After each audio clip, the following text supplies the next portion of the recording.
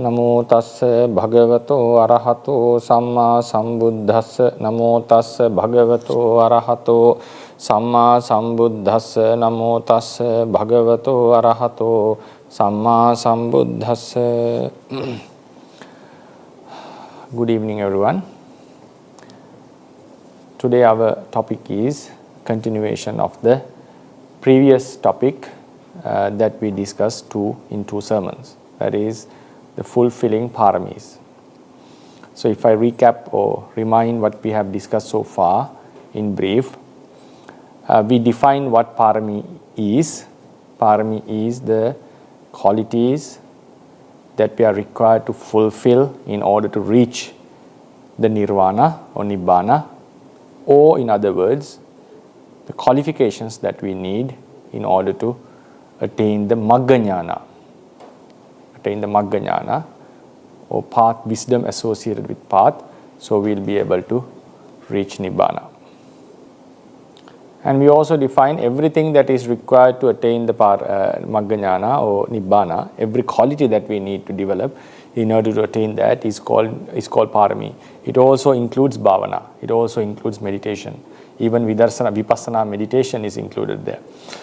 So when we only develop these qualities, we'll be able to reach that level of attainment.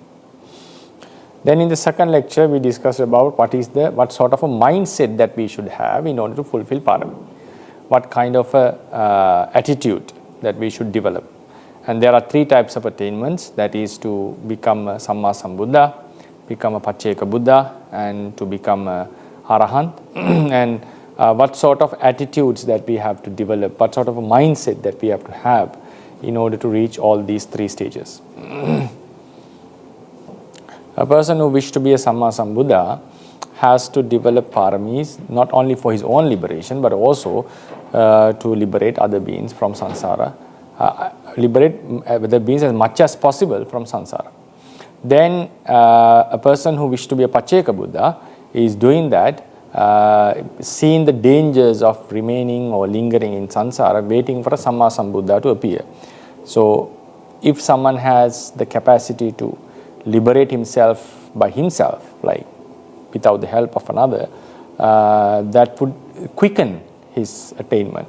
So ones who want to get liberated from samsara quickly wish to become Pacceka Buddhas.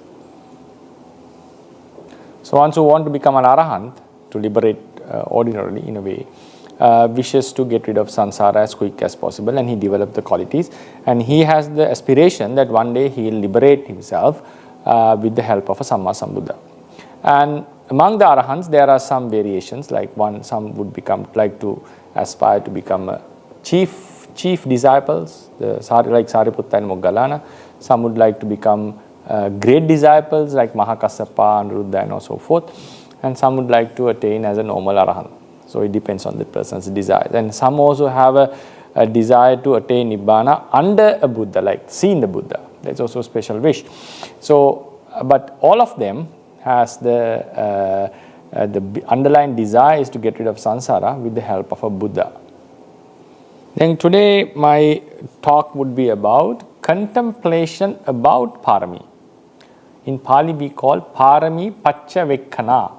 Paccavekkhana, I think most of you have heard about it. Paccavekkhana, reflecting on parami. Paccavekkhana is necessary for parami because sometimes our mind retreats from fulfilling parami and it starts to enjoy the samsara or to retain in samsara and forget the practice, to have some leisure time and to go with the flow of the samsara.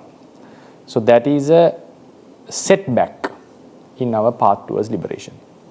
So when such mindsets happen, such downfalls happens, when our practice is going down, it's necessary that we contemplate wisely contemplate and lift our mind back to the track. So contemplation about parami is very vital. You can call this yoniso manasikara as well, the wise attention towards parami.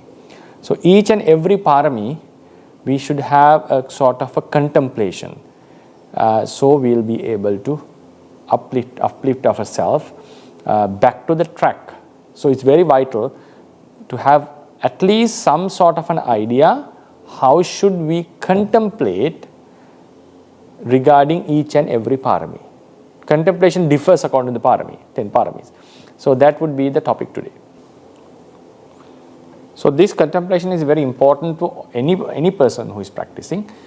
At the same time, for a person who is wishing to be a Samma Sambuddha, this is very vital, because he is a person who has to fulfill parami to a very high level, unimaginable level. He has to fulfill the paramis.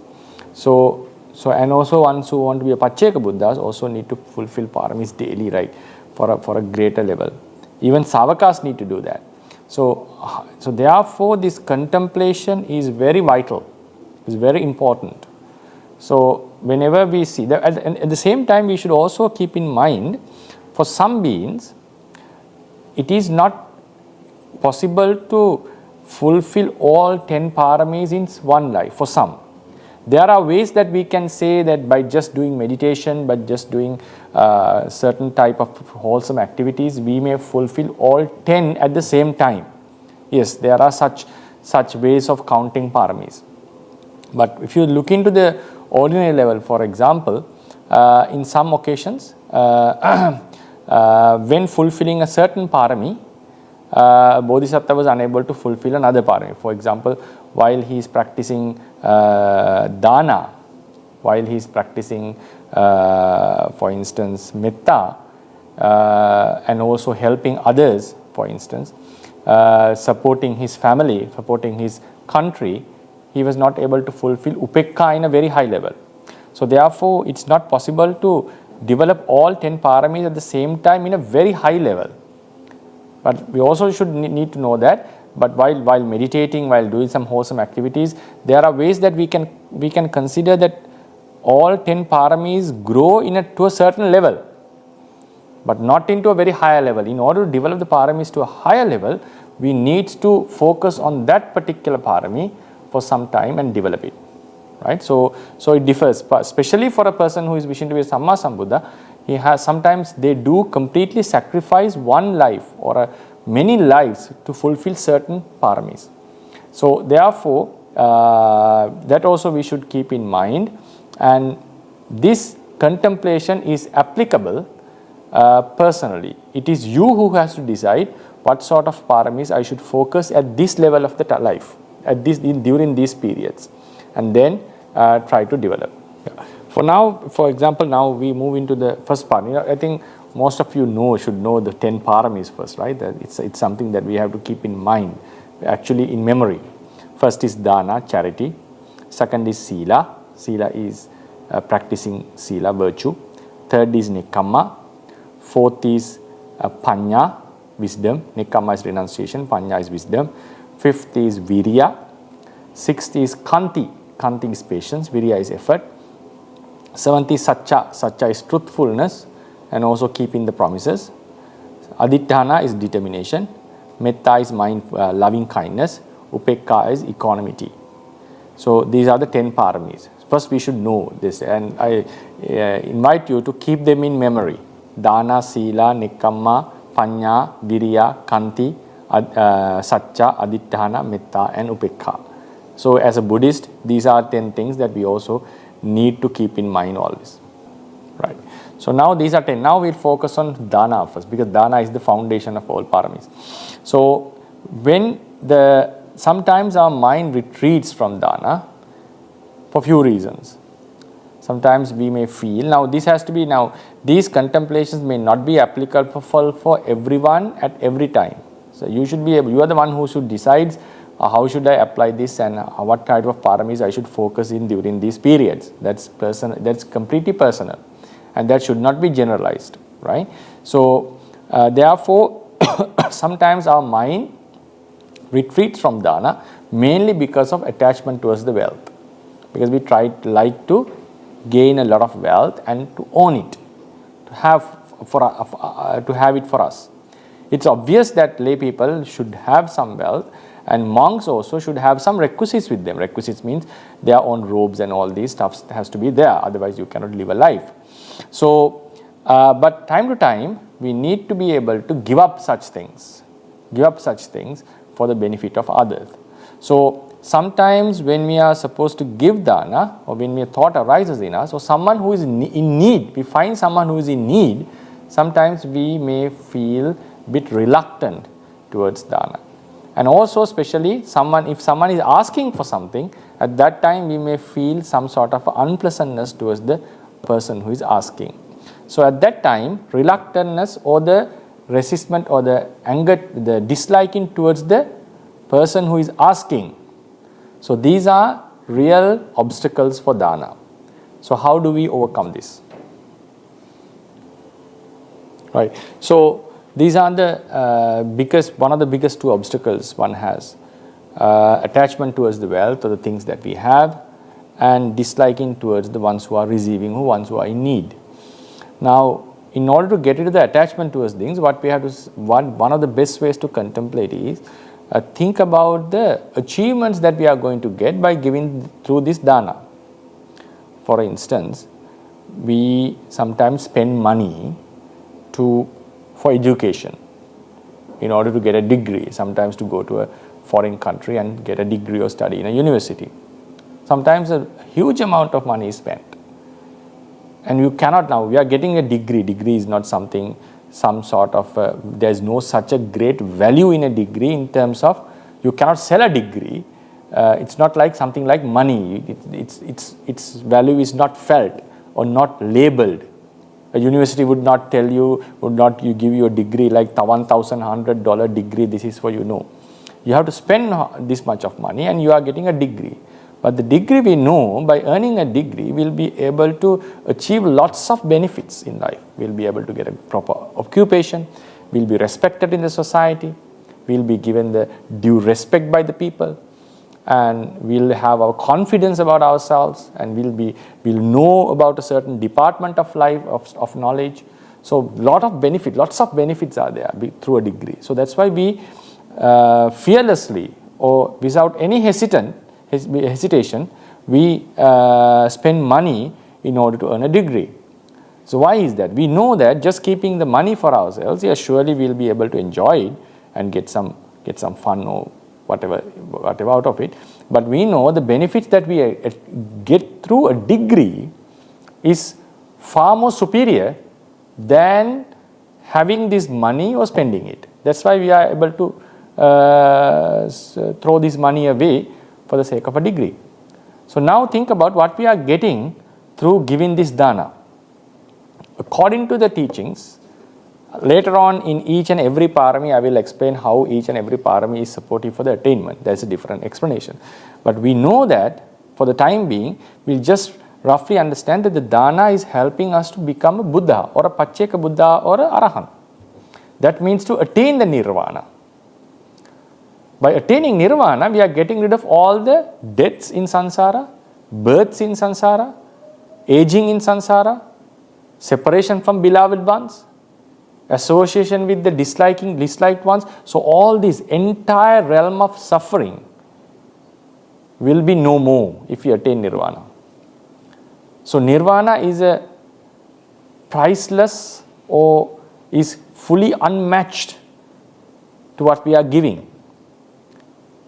In order to get a normal degree, we have to spend some money, but think about getting a degree from Harvard University, for example, or the best university in the world, MIT, the American universities. So for that, you have to surely spend thousands of dollars. But we know that if you have such a recognition from a very high university, the benefits are matchless. So in order to attain the nirvana, the greatest reality in existence, which is the highest goal that can be achieved. So the thing that I am protecting is nothing. Surely in order to get a very high degree, you have to spend a lot of money. So likewise, in order to attain this nirvana, we have to make sacrifices. So that's how a bodhisattva thinks. For example, think about him sacrificing his children, wives. In one Jataka, in the Charya Pitaka, he clearly mentions It's not that I didn't like Yashodhara. It's not that I didn't like Rahula. Or in that life, Mandi and Krishna, Jina and Jalia. It's not because I didn't like them. But I liked the omniscience. I liked the attainment, Nibbana, the Buddhahood, much greater than these. So I knew without these sacrifices, I would never be able to reach that. So when we contemplate that, the benefits that we are getting by the attainment of Nibbana, the nature of Nirvana, we'll be able to get rid of this lobha which sticks us to certain objects. So that is one way to get rid of the attachment towards things that prevents us from giving dana. So now another way to contemplation is, now these things that we possess are surely going to destroy one day. There's no doubt about that. Either we die before it or it get destroyed before we die. So there's no way that we can keep it forever. So by giving dana, what we do is we accumulate a great merit for the samsara. And finally, and we are doing it with the aspiration towards nibbana, surely this would help us to attain nibbana. And Buddha has clearly mentioned that. So it's like, now when a house is burning, only the things that are put out would be of our benefit. The ones remain in the house will burn out. So likewise, things that we keep for ourselves, we are surely going to lose them with death. But if something is given to someone and accumulated a great merit, that merit is going to help us throughout the samsara. So the Buddha's advice is, Adit tasmin agarasmin yanni harati bhajanang I forgot the verse actually fully. Adit tasmin agarasmin yanni harati bhajanang. Adit tasma agarasma yang niharti bhajanang. One who takes away something from a burning house, that will be for his benefit, not the ones who are in the things that are in the house. So likewise, this entire life is burning with jati jara marana, and it's heading towards a death, a destruction. That's obvious to us. We are just enjoying throughout this short period of life. So only the things that are given are going to remain with us as a karmic power. So that's karma is going to help us throughout the samsara and also finally attain nirvana. So therefore, before these things get destroyed, either with my death or its destruction, why I am not accumulating something that would last for a longer period. It's not that our karma is going to give us all the pleasures throughout the samsara. It's also an impermanent force. It means it has a limited force. It's going to end one day, capacity, and eventually it will lead to a permanent liberation. So thinking in this way also, one would be able to get rid of the attachment towards the things that we tend to keep. So this is the gatha I was able to find out in the Sangyutta Nikaya Saghata Vagga Pali. The sutta is Aditta Sutta. Aditta Sutta. Adittasmin agarasmin yang niharati bhajanang tantassa hoti attahaya nocha yantatta dahati. So one who takes out certain things from a burning house, that thing would be for his benefit, not the things that are burning inside the house. Evang adittako loko jaraya maranenacha nihare teva dānena dinnang hoti sunihitang. So likewise, the entire world, entire life is burning with jara and marana. So the ones who is wise would take them out and take these things out of this burning house of life and gives it to the ones who are in need, and that will be his property. That will be his, like he will, that is something that is taken out from the house. So that will be his. So taking out is giving dana. Taking out from the house of burning house is giving dana. Dinnan sukha palang hoti na dinnang hoti tantataha chora haranti rajanu aggi dahati nasati. So if we give something, this is applicable for monks even. It's not only for lay people. Sometimes we do get very valuable requisites. So sometimes we tend to keep it for ourselves, but sometimes we may be able to give it to some monks. Sometimes monks have decided, oh, I want to keep this with me. But if we are able to give it to some other monk, but monks cannot give it to lay people, there is a rule for that. It's called Kuladusana Sikkapada. We are not able to give to lay people as we like. Only to our parents we can give, and some other kappiyas and all. So even to monks can perform dana. So if we are giving something to someone, so dinnan sukha palang hoti, that is going to give lots of benefits. Na dinnang hoti tanta, na adinnang hoti. So the one that is not given is not going to give us such benefits. Chora haranti rajanu aggi dahati nasati. So it may be sometimes it can be taken by kings, confiscated, right? So then sometimes it's burnt, taken away by thieves.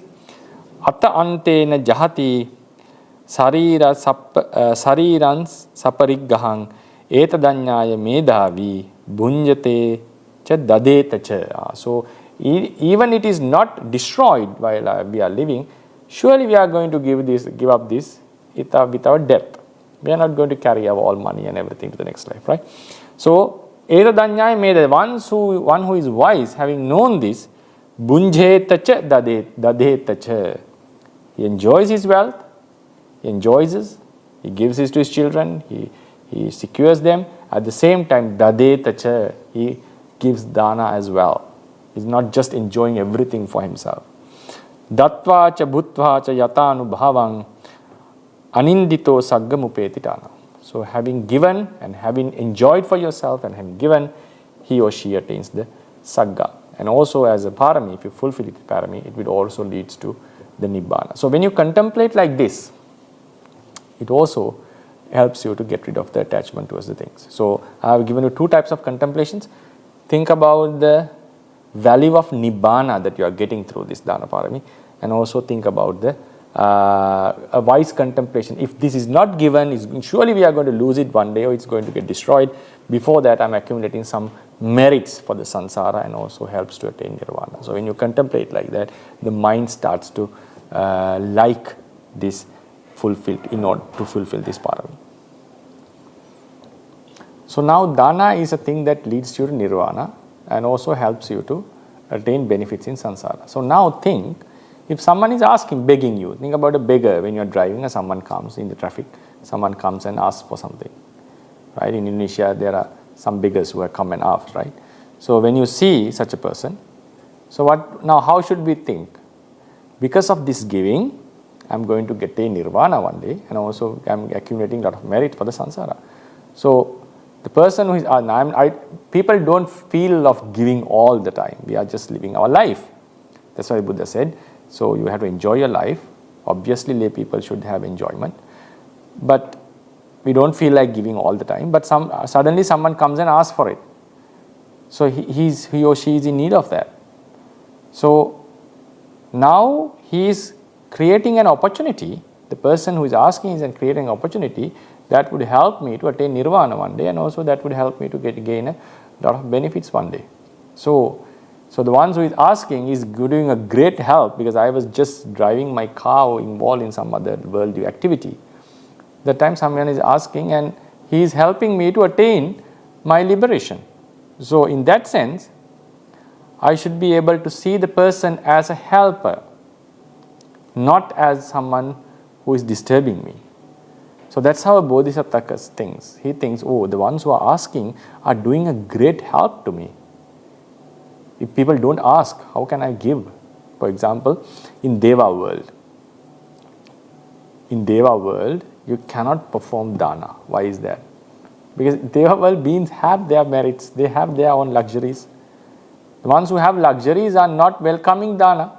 Now think about, if you are well afforded, if you have a lot of money, if you can live your life, someone comes and suddenly starts to give you money, would you accept it? No, most of us would not do that.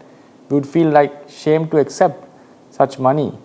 Why? I have my money. I can live myself. I don't need your help. That would be the answer of many people, right? Ones who are rich. So likewise in Deva world, Devas cannot perform dana because every Deva has something. So therefore, it's very difficult to perform dana in the Deva world. So only it can be done in the human world. And imagine if everyone was well afforded, you will not be able to do this dana. So therefore, the ones who are begging are doing a great benefit to me. I'm not have that desire to give. Now, for example, if you go and give money to your neighbors, most of the cases, they would say, no, I don't need that. They would reject it. So ones who are asking for it is like they are coming to do a help to me. That's how the attitude should change. That's the Bodhisattva's way of thinking. So his way of thinking is much more advanced. Now, the beggars are coming and asking for some money, but in his case, some come and ask for an eye. E-Y-E-I. Someone come and ask for flesh. They are hungry. They have nothing to eat. Some demons come and ask for some blood. And someone come and ask for the children or the wife. So these are very difficult things to give, right? So in that case, even Bodhisattva has to have a courage to face such askings. Surely, one would feel angry if someone comes and asks for the wife, right? But for the Bodhisattva, he's not giving wife to anyone like, normally I have to mention Bodhisattvas when he gives the wife and children, he first asks the consent. Only if the children and wife are agreed he is giving, otherwise he doesn't give by force. It's against the human qualities, right? He always gives to ones who are, if the children and wife is willing to do that, go for that. And also not to the ones who are going to kill them. No. So he's making a great sacrifice. So in such cases, Bodhisattva thinks not everyone is coming and asks for such valuable objects. So he's doing me a great favor only by sacrificing my limbs, body parts and children and wife, I'll be able to one day attain the nirvana. So that's what the Vesantara thought. That's the way the Vesantara thought. So a person who is designed to be a Pacheka Buddha or a Samma Sambuddha should have this attitude. Otherwise, if he is getting angry for the ones who are asking, he will never be able to achieve such tasks. One more thing is, in order to be a Pacheka Buddha, someone has to sacrifice limbs. Samma Sambuddha sacrificing limbs, sacrificing the family members, and also sacrificing means giving them and their life. So, not well-behaved people would ask for such things. They would not need such. For example, if someone gives you some flesh, you are not going to accept that. You are not going to eat that. That's not our nature. Who is in need of flesh? A demon or a person who is cannibalizing, a person of a tribe who is eating human flesh, or animal. Not very highly developed people would ask for this. So it's not easy to give these limbs. It's not easy to give these limbs, such sacrifices. So Bodhisattvas are very happy if someone comes and asks for that. And he also doesn't give it, if someone is not in need of, he is not going to give that. That's another thing. Same thing like if we are not going to give our requisites to someone who is not in need, right? So likewise, we should have an attitude towards liking the person who is asking. It's a very difficult thing. It's a very difficult thing. But we have to always think the ones who are asking are doing a favor to me. Because of his asking, I'll be able to perform the dana and I'll be able to get the pleasures in samsara and one day attain nirvana. So that is another way of contemplating of dana parami. Right. So then also finally, there can be some who are wishing to be a Samma Sambuddha or a Pacheka Buddha. In order to sacrifice the limbs, for example, the way of their contemplating is, surely these limbs, my body parts, are going to die one day and will be soiled to the earth, or it will be burnt. So surely it's going to end and it's going to get weakened and older and ugly and so forth. So why shouldn't I, which is something surely going to end one day, why shouldn't I develop a great merit by offering them before they die? So that sort of contemplation arises in there. And there's a very special type of a sacrifice done by Bodhisattvas. I may elaborate this in the Dāna Parami lecture, talk. That is becoming a slave. Becoming a slave. which is not an easy dana. Becoming a slave means complete down. Slavery is abolished in the world, which is a good thing, which has been abolishing is very good. But thing is, now olden days there were a group of people who were considered as slaves. They didn't have a freedom. They didn't have their own. They didn't have freedom. They didn't have their own rights. It's a hell of a life actually. In India also there were. Now you may have heard about the word dasa. Dasa is a slave. Dasa is a slave. So sometimes on those days, some people come and ask for a slave. He needs slave because slave he needs to work for him, and he's completely becomes the property of the owner. There are many lives in which the Bodhisattva has become a slave of others, which is a very difficult thing to. Even he has abandoned his kingship and become slaves. So this is something unimaginable for people like us. Now think of to be a free man. It's something sort of a very auspicious or blessed thing. We all consider that we all are free men or free women and free women. So becoming a slave means you are giving your ownership to someone. He decides how you live and what sort of food you get and everything. He can make rules and so. So in some ages, slave owners could kill the slaves, which is a very bad thing, which was a very bad thing. And so in some lives, the Bodhisattva has become a slave. Why is that? What was his contemplation? We are all slaves of tanha. We are all slaves of kilesas. And one day, I want to understand this truth and release all the many beings from the slavery of defilements. In order for that, I become a slave of someone else and sacrifice my life to that person. It's a merit. I'm helping him. I'm helping his occupation. I'm helping his gardening and all this his work. I give up my freedom.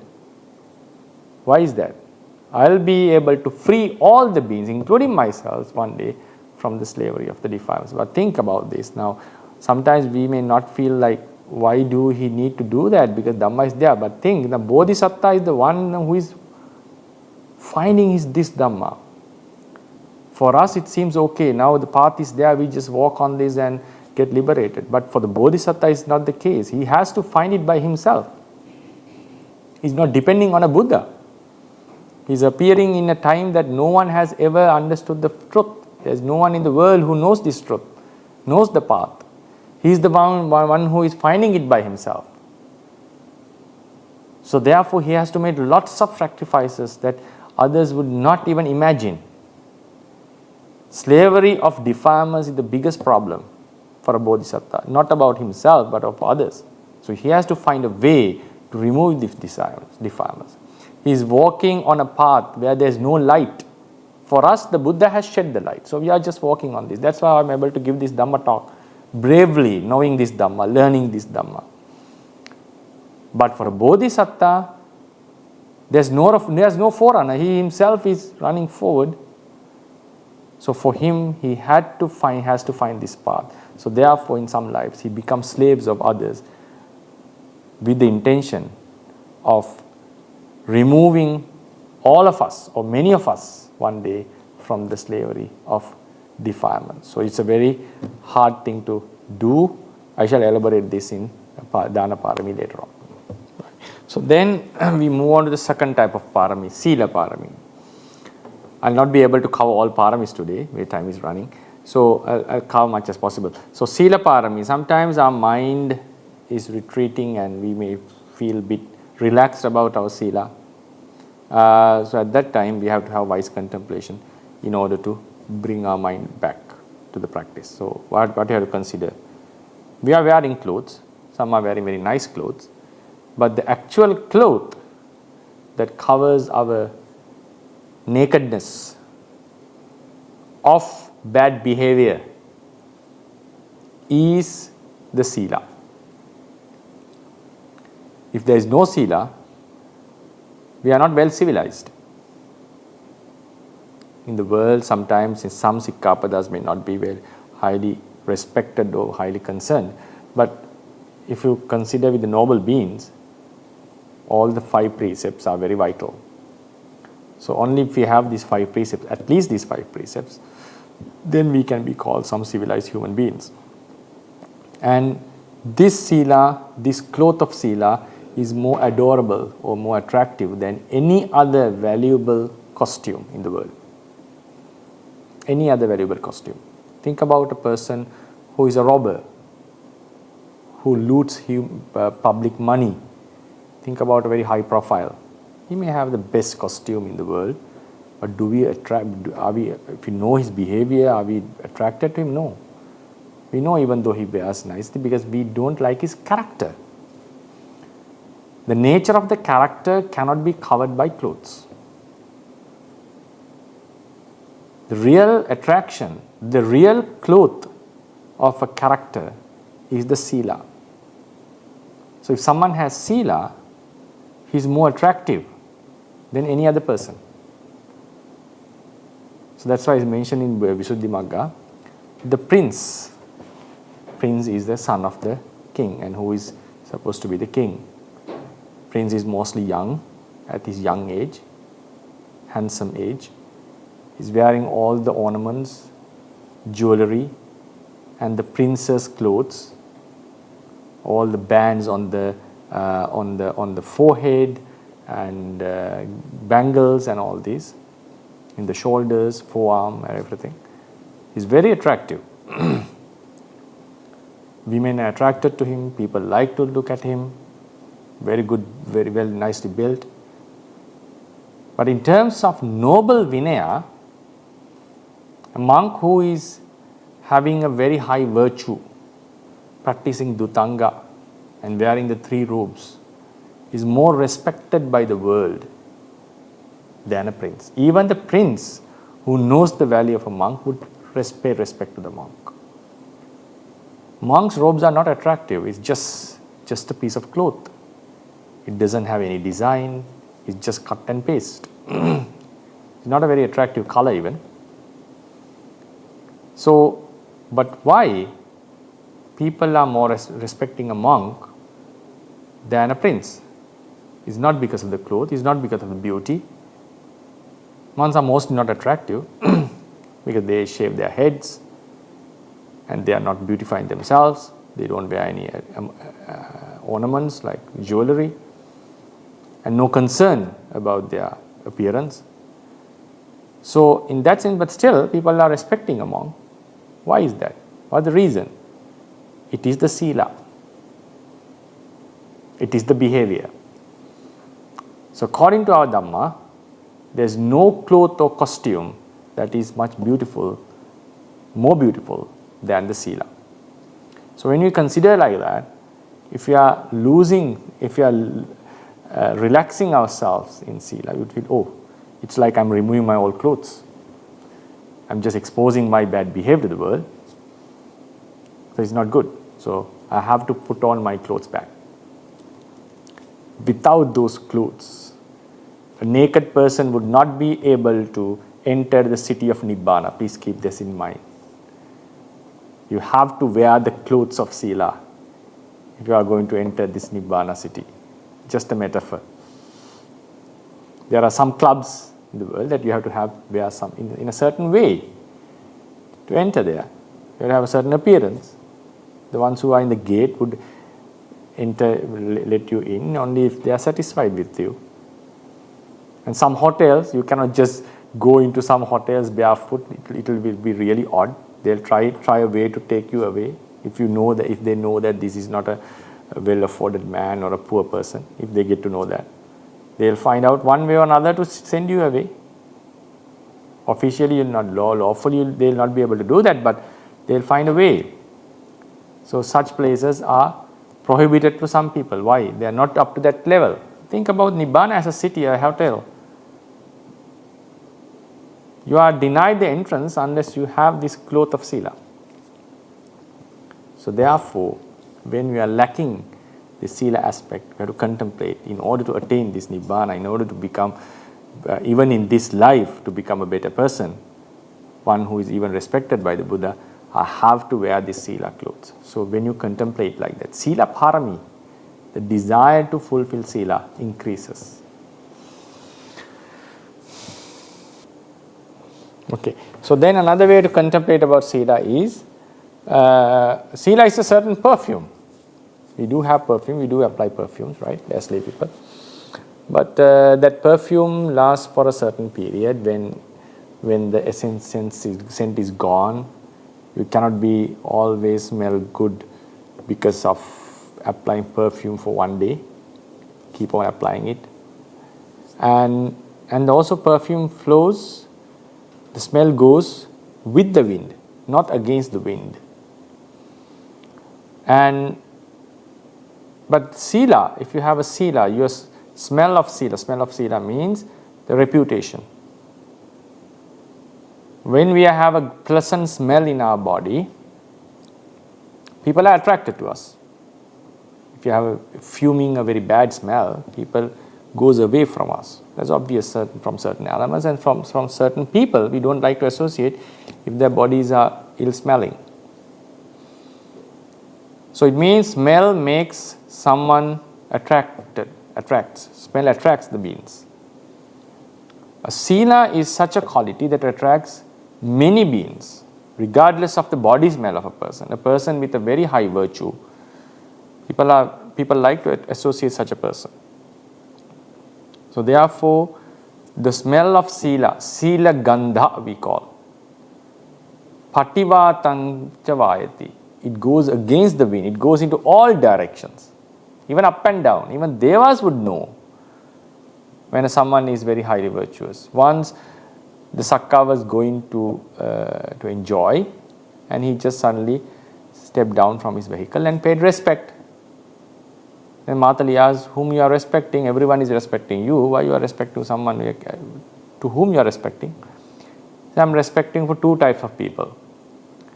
One, some monks who have restrained themselves, had restrained faculties, who are practicing Sila well. The next, the householders who are practicing Sila and taking care of their family properly. I do respect both monks and lay people. So now Sila is a smell. It's not a smell that is felt to the nose. It is a smell that is felt to our mind, others' mind. So we become very attractive to others. People start to respect us. Attractiveness is not in the sense of arousing lust or lobha. It's arousing respect. And people start to trust us. People start to associate us, believe in us. So Sila is such a wonderful smell or a perfume. So why not I apply this to myself?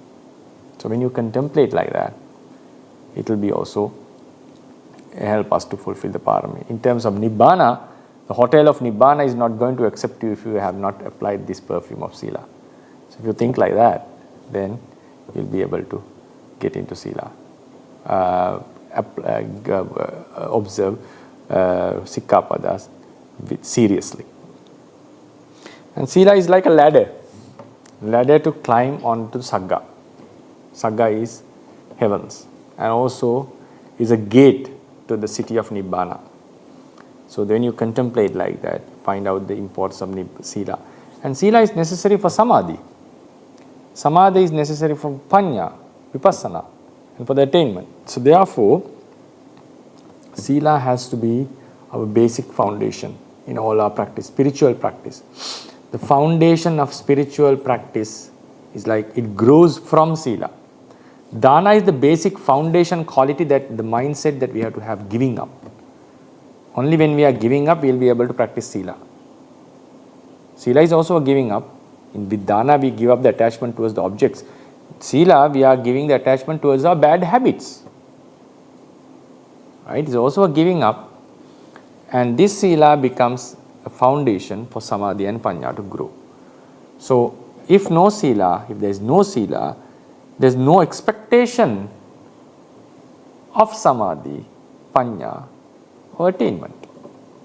So, therefore, Sila is the ladder or the staircase in order to climb to the Sagga. the divine realms, and then it's the gate into the city of Nibbana, and it is the foundation for our all spiritual qualities. So therefore, one has to focus very much in order to fulfill Sila. So when you contemplate like this, the Sila Parami will be able to incline towards the Sila Parami. Right. So that would be the lecture today, because we need to give some time for the questions, and also it's so therefore today I focused on reflection of Parami. That I'll take this talk to the next session as well, how to contemplate regarding the remaining Paramis, Nikkamma, Viriya, Panya, and so forth. So today we focused on how to reflect on developing Dāna Parami and Sīla Parami. Few contemplations. For the Dāna, how to contemplate in order to get rid of your attachment towards the stuff, towards the things. Think about the value of Nibbana that you are getting by it, and think about the natural law of impermanence, that surely we are going to lose this stuff one day. So before that, we are going to accumulate a great merit for the samsara and to attain Nibbana as well.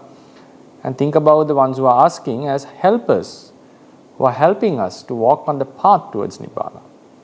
So there are many other ways of contemplating, but these are very useful contemplations.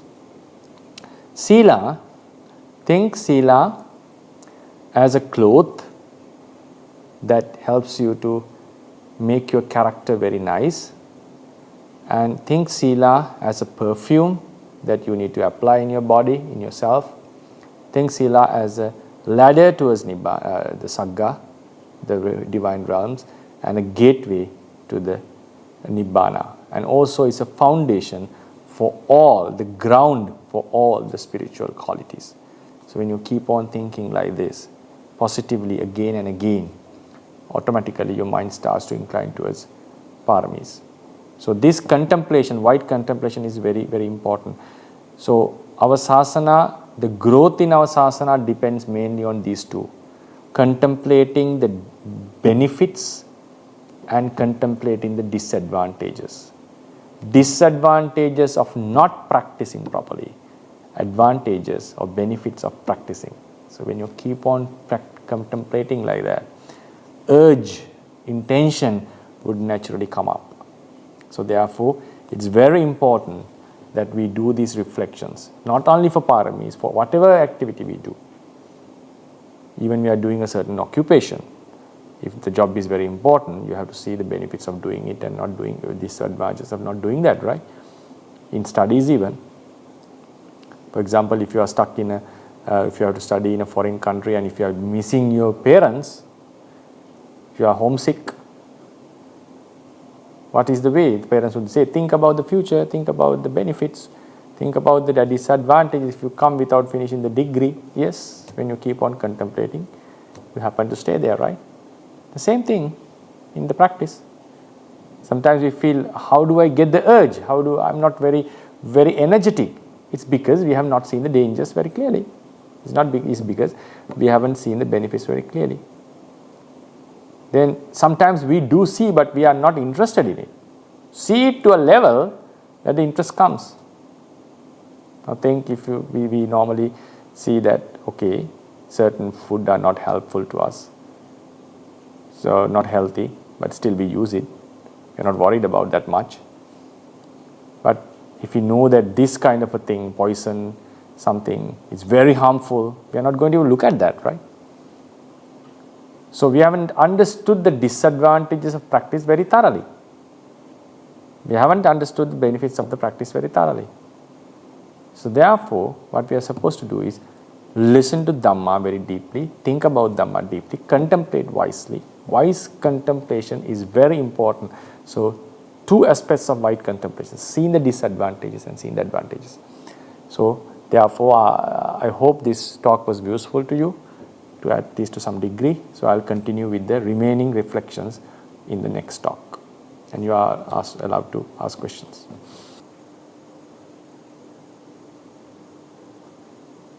Yes, I'm done. It's for the Q&A. Yeah. Okay. The first question is from Mita Pala. Madani Bante, Bante Simili, about expensive degree and burning house is so inspiring. It really helped me to perceive the logic of Dāna and the connection between Dāna and its result. Also, the simile of cloth, perfume, leather, and Sila is really gladdened mind through the understanding of the logic. Could Bhante please give me a similar simile to help eliminate the logic of benefit during Anapanasati, observing this mere breath? I still can't get strong logic about Anapanasati practice and its direct benefit because it sometimes felt like doing nothing useful, not like Dāna. If one has attained jhana, Magga or Phala through Anapanasati, I can understand that. What I mean is how to understand the direct benefits of doing Anapanasati for beginner, which not yet attain anything, so the mind is delight in the process and not hurrying the result. So first of all, I should say I'm not very good at similes. Sometimes it works, sometimes it doesn't work. Maybe it worked. Thank you for that. Happy to know that. So I would like to say, like, this kind of question comes normally when we are very I don't want to, I'm not in a judgmental way. It's like sometimes we want something, like, for instance, we want the results.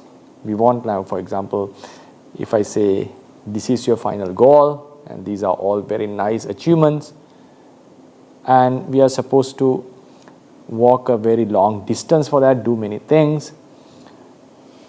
If we are going to get the final result quickly, yes, we'll be very excited. The exciting mind. I think a simile for Sri Lankans would be with cricket. I would say for Indonesians it's better with football, right? So think about being a football player. You are going to play with the coach. Coach is not going to put you into a match directly. He'll ask you to do some drills, run, do some exercises, some strengthening your legs. You have to go to the gym maybe. You have to handle the ball. These are not entertaining. What we all aspire is to hit the ball into the goal net and to enjoy, and everyone is laughing, shouting, and do the Ronaldo jump and all these, right? That's what people aspire. So think Anapana is like the basic drills that we do in order to be a football player who is going to play a league match or for his country, whatever. So the real entertainment comes there. Real achievement is in Maggapala and getting rid of samsara, getting rid of defilements, and sometimes even able to have perform abhinya and all this. This is the final product. For that we have to calm down our mind.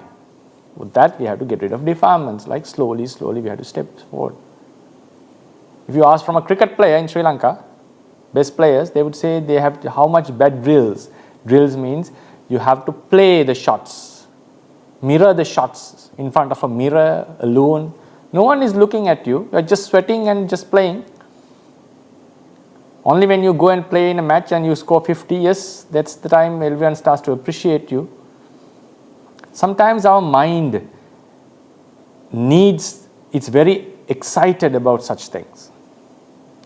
But we have to always keep in mind such results, final goals are attained with a lot of hardship, lot of practice, lot of continuation, lot of effort. I know Anapana is not a very attractive object. It's just looking at the breath. While we are supposed to look at the world news, we can watch the politics, we can watch the convocation of King Charles III, for example. All these are there, the very exciting things are there. I'm just looking at my breath. What am I doing? It's objects of question. I know one of my teachers actually once said, he felt the same while doing Anapana, and he preferred the Vipassana, dry Vipassana. I'm just looking at the breath going in and up, out. So it's obvious. It's not even Kasina is okay. It's something at least very colorful. Something you are looking at an object. Maybe Asubha, it's repulsive, but still looking at the body parts and all this. But this is just, it has no color, nothing, is just felt on the nose. Just going up and down is the same thing. yes, that dullness can come. I appreciate that. I acknowledge your question. So the benefits are utmost, that very great. It will subdue your defilements. It's like a rain falling onto a dusty earth. The dust will subdue. Sorry, it helps you. It helps to calm yourself down. It will help you to develop your concentration. It helps you to improve in your studies, to focus on your work, to make proper decisions. There are a lot of benefits. I'm not going to talk about the benefits. You asked for a simile, right? Talking about benefits is something, asking is sending a simile is something. So think about the football player. So the match is like Maggapala and all this. Scoring a goal in front of thousands of people. That's everyone wants. That's what one goes into football, not to do drills and all, right? He wants to play in the game. He wants to be famous. This is the desire. But you cannot just go there. No coach will put you into a game, just you went to a team and said, I just want to play football. No, then you have to do some drills. You have to do the controlling. You have to run. You have to strengthen your legs. These are not entertainment. No one is looking at you even. You have to do by yourself. Even has to do it at home. And all the sweating and all the hardship, pain, we will feel, oh, is it necessary? Rather than we go and watch a football match, others playing, enjoyment is there rather than doing this. Because I used to play cricket when I was a lay boy. The worst thing that I didn't like most is doing the drills. I just like to go and play the match. And it affected me. When I was going to senior teams, I started to fail because I was not doing my drills. So likewise, think about this level of practice in meditation, Anapana, in this way. I know there's no way that you can make it attractive. Only way, you have to meditate, keep on going, the results will come. When you start to experience the bliss, when you start to experience the calmness, then you don't need to reach the Maggapala levels. At a certain level, you start to feel the calmness. You start to feel that your mind is more focused, more relaxed. You are taking better decisions in life. You are not tempted by certain objects. You are not distracted by certain objects like others, like in the past. So you'll start to see the benefits. Then you'll start to see. Even still, the Anapana is not attractive. It's just still looking at the breath. But then you see the benefit. But when you start to feel the bliss in meditation, while meditating, that will be entertaining. Right? Then you'll be able to walk forward. The next question is also from Tapala. Dani Bante. Bante's statement that in doing kusala like meditation, we can develop all 10 parami in certain level and so inspiring. Could Bante please explain how in doing Anapanasati meditation, these 10 parami can be fulfilled? How to understand it properly and Modani Bante? Okay, so these are the, normally it says that, to be true, I didn't expect this question actually. So it is said in the Dhamma that when you are doing certain activities like meditation, you can fulfill all the 10 paramis to a certain degree. So now we are doing meditation. How do you understand Dāna? It's a tough one. Dāna is threefold.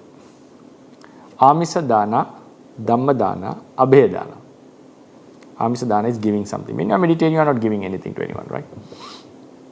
Dhamma Dāna, you are not talking any Dhamma to anyone.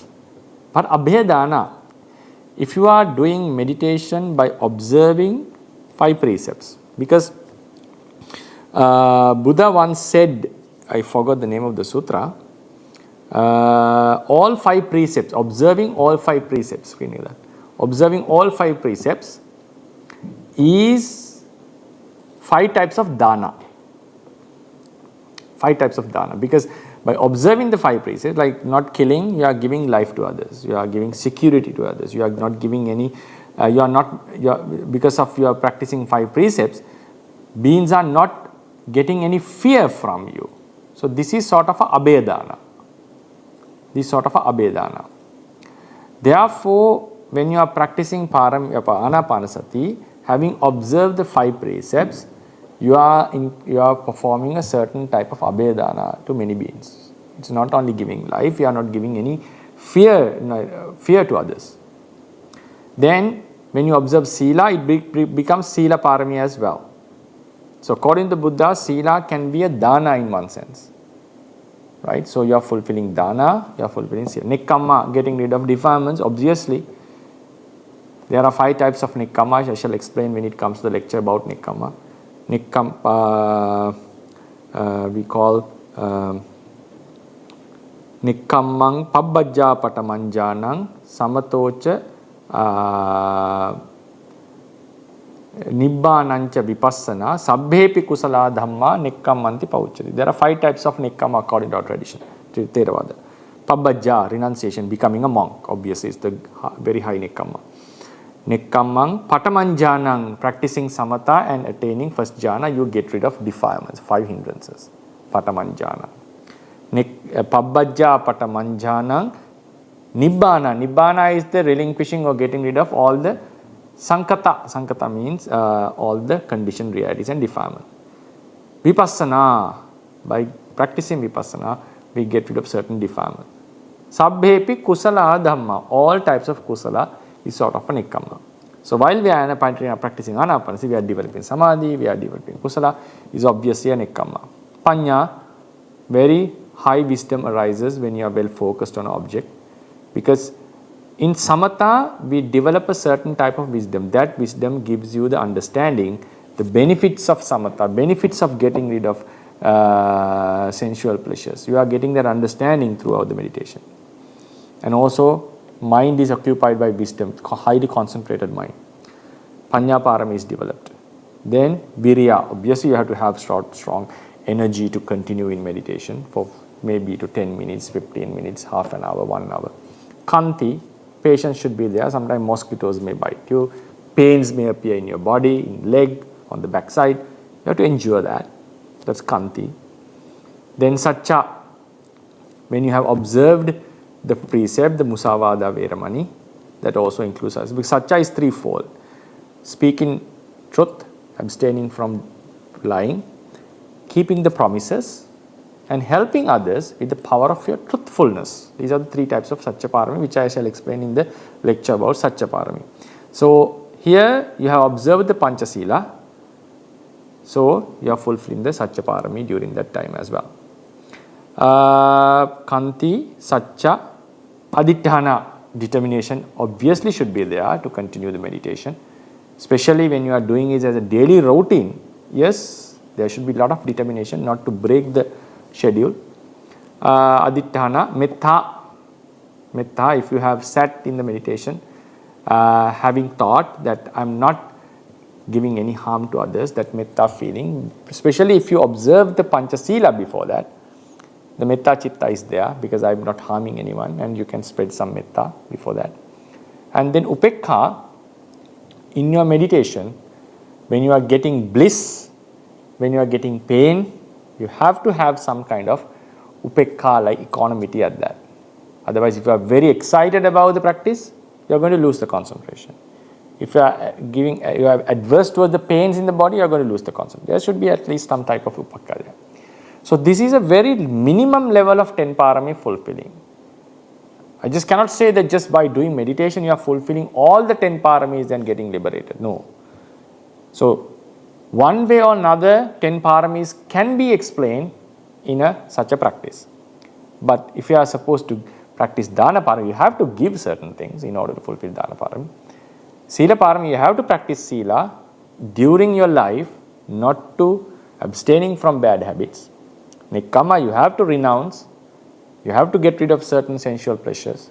Panya, you have to listen to Dhamma and increase your wisdom. So it's not that just sitting for Anapana you are going to fulfill all 10 parami and attain. But during a certain session, we can say a minimum level of 10 paramis can be developed as mentioned during a meditation session. So that is not to say that all 10 can be fulfilled in that way. Right? So that would be the answer. I go to the next question. We have beggars who may ask for. One thing. This question There are instances where beggars who may ask money from us, however, we could see that this person is healthy and able-bodied, who are really well capable of finding a job and earn their own income. But if we see them as the opportunity to Dāna and we give them some money, our action will for sure cause them to form a bad habits of keep asking money and being lazy. So in this case, how do we discern whether a Dāna is appropriate or not? Does the quality of Dāna recipient or opportunity affect the formation of our Dāna Parami and Parami Bhante? This is a question that has to be looked into in various angles as far as I see. I can give you a direct answer, but it can be looked in various ways in terms of socially, in terms of accumulating merits, in terms of when you think about the social contract, like how we are contributing to society and so forth. And if think about the one who is ruling the country, think about the ones who are formulating policies in the country. So likewise, this thing can be looked into various ways, and all the approaches, I would say, can be beneficial in different ways. So the direct, straightforward answer would be, if we think in this way, if the Bodhisattva had been thinking in this way, he'd never be able to fulfill Dāna Paramis, right? For example, how can he give his children and wives, which is a controversial topic today? How could he be able to give limbs, the ones who are in, for example, someone comes in thirst and someone wants to have some blood for some reason, to drink, to quench his thirst. So obviously, we would say, try to quench your thirst with something else, right? That's not the way that he thought. Someone comes to ask him for ice. So you should not do that. You have to try to understand. You should not be asking something very valuable from someone. You have to try to live yourself according to your conditions. That would be a good advice to someone. But if the Bodhisattva had been thinking like that, he would never be able to fulfill his paramis, giving all these things that we would never ever think to give even in dreams. So therefore, if you are thinking about the utmost level of parami, the level of the receiver is not a concern at all. Not at all. That's why I mentioned in the beginning, that is the biggest problem in Deva world. Deva world, they cannot give Dāna because everyone is well afforded. They have everything. They have their needs, basic needs. No one is going to accept your Dāna. So if you think in that way, if someone is still well available, affordable, like we have a good, capable of working and earning their money, someone is asking, oh, still it's a help that you are giving me to fulfill the parami. That is the utmost level of thinking. But for example, as a parent, the child is still keep on asking. If you think about his future, we would say, no, it's time. Now you have to find your own earning. That's the benefit, that's the guidance that a parent has to give to the child. So that's why I said this certain question can be looked in various ways. A parent always doing the duties, the children's work would spoil them. And think about someone who is creating a social policy. Obviously, as you ask the question, if everyone starts to, he will get a bad habit to ask him money, and he will not be contributing to the country's economy in a positive way. So let him suffer for a while and try to find his own occupation and contribute to the society, and also get his own earning through himself. So if you look it through a social contract way, the first answer I gave is not applicable. So how about applying such a social? It's also very nice. So in that sense, the long term, the whole country in the entire realm, not the entire realm, means like a bigger portion of people will be benefited out of that. His children, his family, Everything is going to be fine, get some benefits out of that. So, therefore, you can look into this question in various ways, and all these approaches, I would say, have benefits. But if someone is thinking in a very utmost level of practicing paramis, these things are not their concern. That's why I said sometimes the Bodhisattva became a slave and worked his thing and worked for the other person. Right? So he would never think like he's creating a bad habit and he doesn't respect the humans, the freedom and all. No, he's just fulfilling the parami because he has a much higher goal.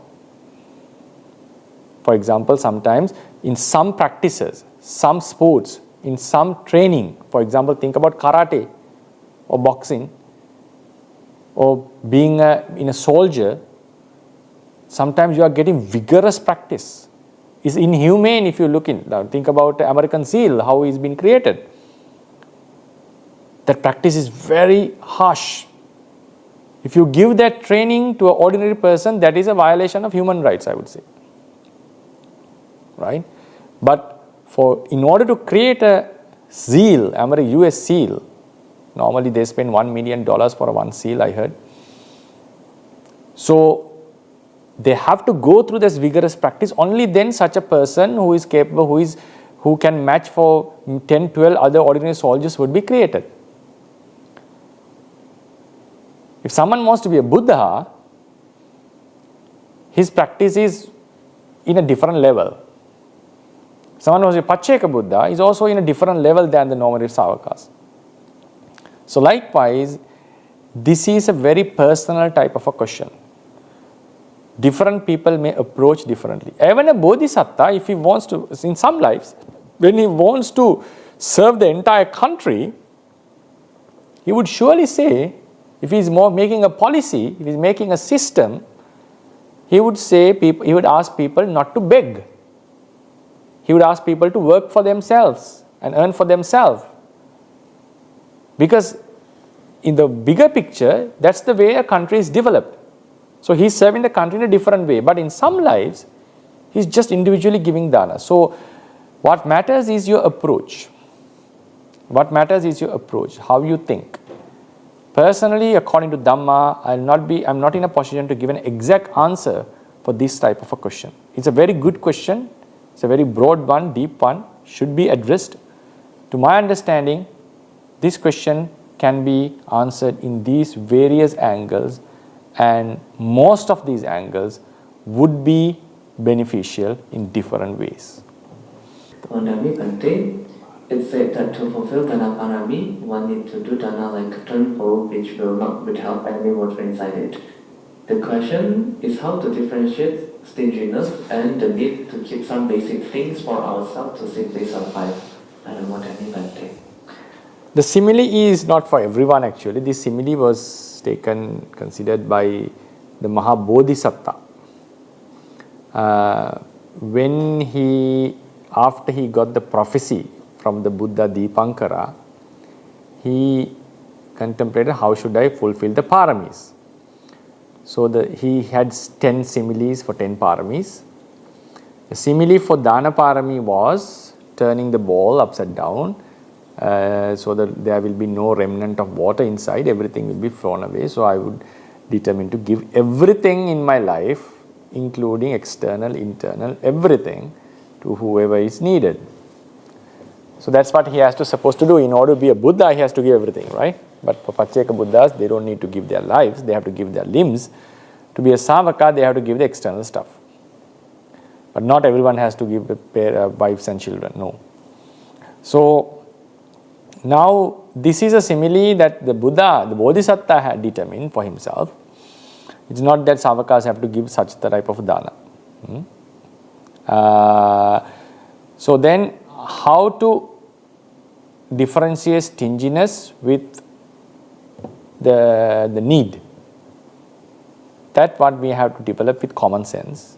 Very difficult to show the cut because it differs from the person to person. Some life the Bodhisattva has been giving things. Even he was starving, still he was giving.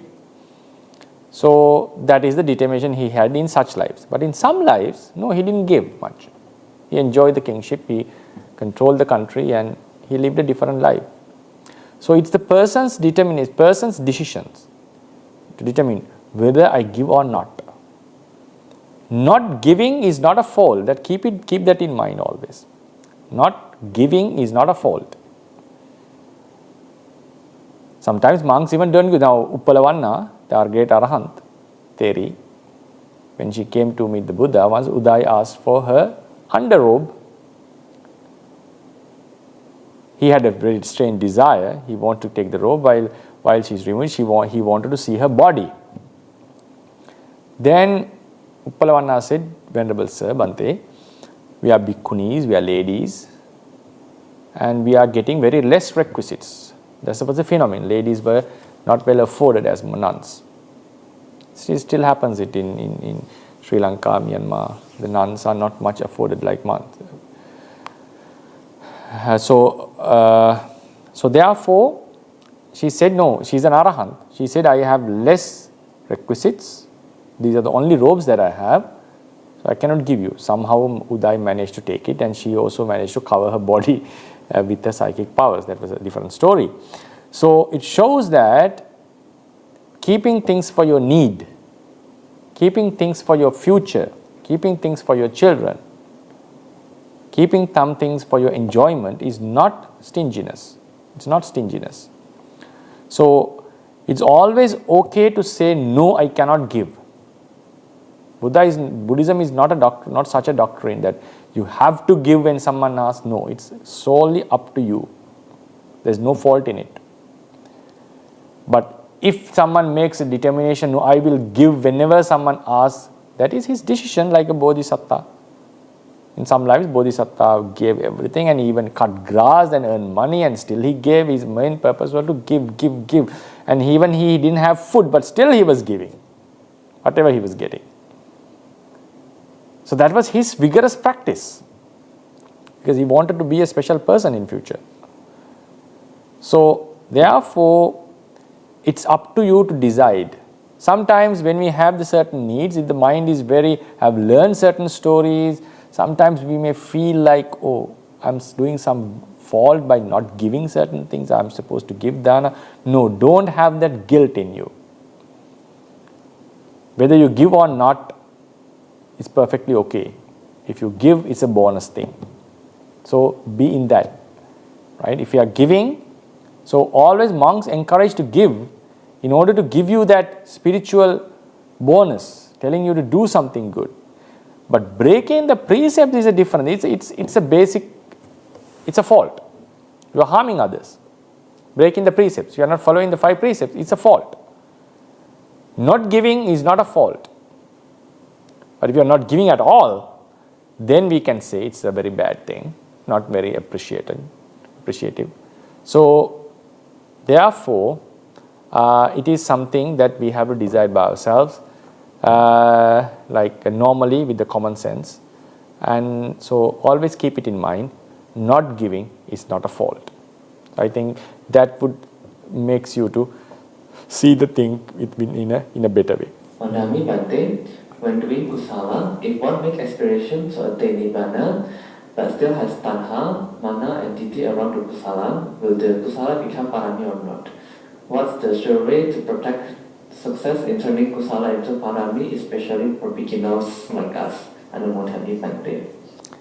First of all, I have to say, seeing your questions, like I don't see you as a beginner. It's very good questions, and you have a lot of questions to ask. So, just because a kusala has some sort of tanha, mana or ditthi surrounding it, it's not going to make it a non-parami. It's not going to not to help. It is mentioned in the Charya Pitaka, Attakatha commentary, that a parami, in order to be a parami, it should not be affected by tanha ditthi mana. What does it mean? If someone is wishing to be a king with this merit in samsara, it's surely not going to attain nirvana, because you are wishing for a nama rupa process. Sankata, wish. If someone is doing it out of mana, in order to show himself higher to others, the purpose is that, the main purpose, it's not going to be a parami. Someone has a wrong view that with this merit I will be liberated in a specific world and be permanent. It's not a parami. Now parami is like we are doing it to attain nirvana. I think the question was like, now we are wishing, we are making this karma to become to attain nibbana, but still we have some sort of craving and all this. Don't worry, still it's a parami. Still it's a parami. If it has been affected by strong defilements, it will weaken. That's a different case. It's a different case, but still it helps. Get the best example of Jyotiya's story. Jyotiya, who became an arahant in our Buddha Sasana, giving up a lot of wealth and becoming a monk. 7 Buddha Sasanas ago, before the Vipassy Buddha appeared, he and his brother were doing a sugar cane farm. So, I forgot who, Jyotiya was the younger, other was the senior. He has an elder brother. So the younger brother once went to the sugar cane. Both of them controlled the farm, took care of the farm. Farm means a plantation. So Jyotiya, the younger brother, went and collected some sugar canes, 2 sugar canes, one for him and one for his brother. And he offered, he met a Pacceka Buddha and offered it. Pacceka Buddha was going to take it to other Pacceka Buddhas. Then he said, no, don't take it. You just have it. I have another sugar cane, I'm going to offer you that. Then he drank the sugar cane, the juice, and then he took the other one, the brother's one, and shared it with the other Pacceka Buddhas, and it was visible. Pacceka Buddha made the brother to see it.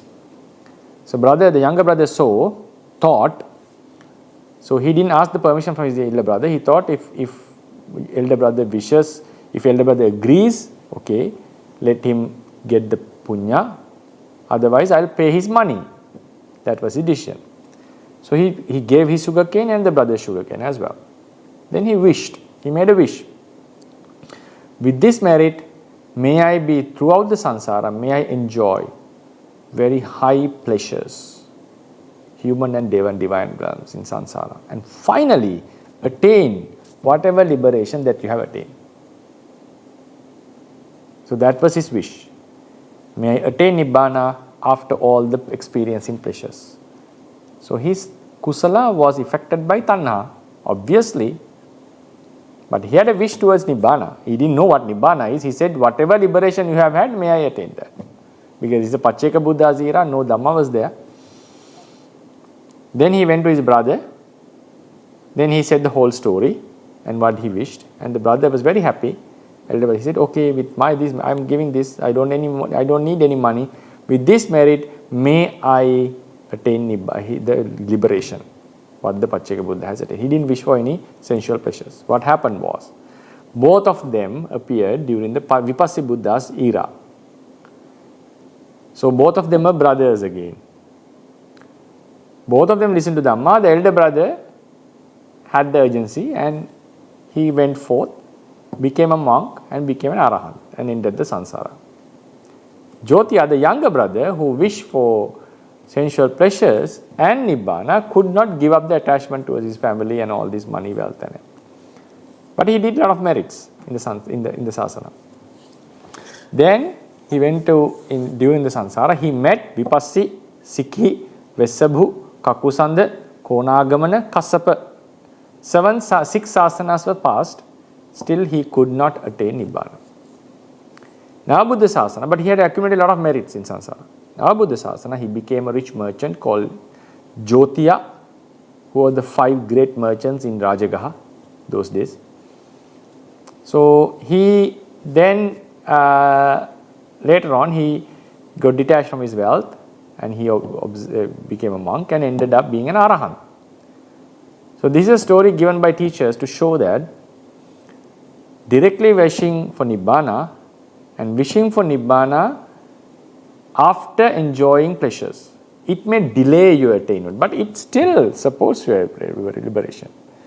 So don't think like, for example, think about the Yashodhara's wish. The Bodhisattva had a desire with great compassion to liberate others. Yasodhara her wish was always defiled. Most of the cases it was defiled by love towards the Bodhisattva, right? But it helped her to attain Nibbana with him in the same life. So others we may think, okay, Sariputta, he had a desire to the, we call it Kusala Chanda, and Lobha can also appear that time about his title. So we can say other sort of desires are mostly of Kusala, but Yasodhara was obvious, it was Lobha. Lobha was very obvious in her desire. So therefore, it is not that if you are wishing for Nibbana, some sort of defilements affecting it is not going to reduce the quality of the, it is going to reduce the quality of the karma, but it is not going to make a non-parami. It's not that the karma would be infertile in terms of helping to attain Nibbana. So therefore, it's better if you can do it completely without any Lobha Ditti Mana aspiring for the Nibbana. But even there is, but if you are wishing for Nibbana, surely it's going to help you to attain Nibbana. Madani Bhante, apart Ahetuka and Vihetuka Pukala, they can't attain Jhana, Magga and Phala, but some say they can't even have Nimitta or the Bhavanga couldn't support for strong enough wisdom to rise to produce it. Some say that they can have Nimitta and even practice Vipassana although they can't attain Jhana, Magga or Phala. Which is the right one? Is there any Pali reference that we can read? Thank you, Bhante.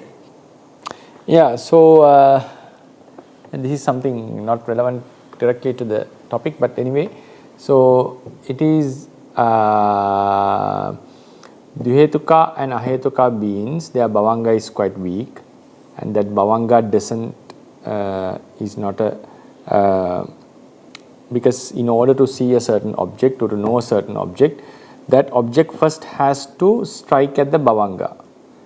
Bhavanga should be facilitating, should be able to connect with that object, so then only the other Chittas will be able to focus on them.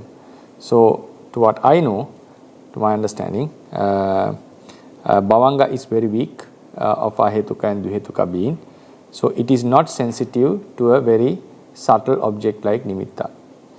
If you have a Nimitta, there is no reason why you cannot attain jhana.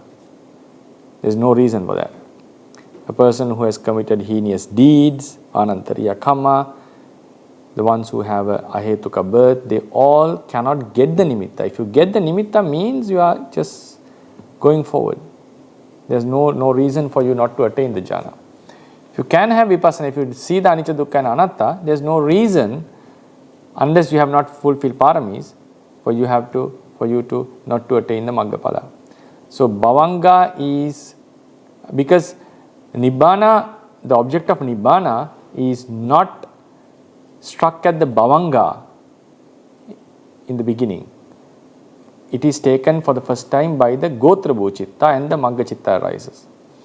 So I also don't see a reason why if someone can practice Vipassana, why he cannot attain Nibbana because of the problem of a Bhavanga. So therefore, to my understanding, they cannot have Vipassana knowledge, they cannot have the Nimitta or Upachara Samadhi, because the weakness of the Bhavanga, would not be sensitive, especially to the Anatta Lakkana, the non-self quality, and also a Patibhaga Nimitta. I don't think it will be possible. I am unable to give you a direct Pali reference for that. So when you read the Pali, you feel like they cannot progress. They cannot progress. It's not that they attain the Upachara Samadhi and not attain in jhana, or attain Vipassana and not attain Maggaphala. No, they cannot they cannot reach to these levels. Yeah, I also need to conclude, because I think we have done more than 1 hour Q&A session even. Okay. So it was nice giving the talk and good questions were asked. So may all of you, by listening to this Dhamma, asking questions, clarifying Dhamma, may all of us be able to attain the aspired Nibbana with the bodhi that we wish. Sadhu, sadhu, sadhu. Idamme punyang asavakkaya vahang hotu. Idamme punyang nibbānassa paccayo hotu. Ettavata ca amhehi sambhatang punya sampadang. Sabbe deva anumodantu, sabbe bhuta anumodantu, sabbe satta anumodantu, sabba sampatti siddhya.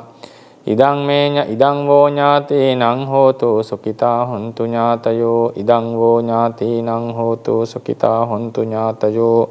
Idang vo ñāti nang hotu sukita hontu ñātayo. Mama punya bhagang sabba satta nang bhajemi te sabbe me samang punya bhagang labantu. Sadhu, sadhu, sadhu. Buddha sasanang chirantittatu. Buddha sasanang chirantittatu. Buddha sasanang chirantittatu. Sadhu, sadhu, sadhu.